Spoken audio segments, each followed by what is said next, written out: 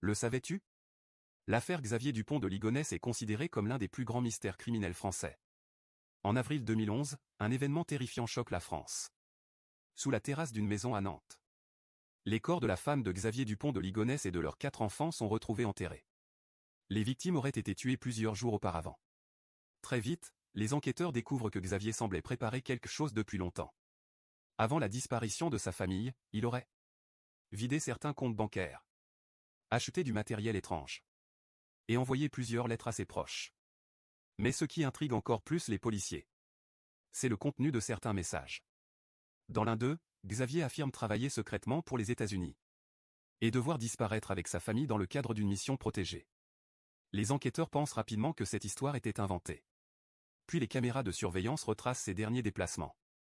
On le voit retirer de l'argent, dormir dans des hôtels et voyager seul dans le sud de la France. Le 15 avril 2011, il est filmé pour la dernière fois près d'un hôtel dans le Var. Après ça, plus rien. Aucun corps. Aucune trace officielle. Aucun message. Depuis des années, d'immenses recherches sont menées. Certains pensent qu'il se serait suicidé dans une forêt ou en montagne. D'autres pensent au contraire qu'il aurait réussi à fuir à l'étranger sous une nouvelle identité.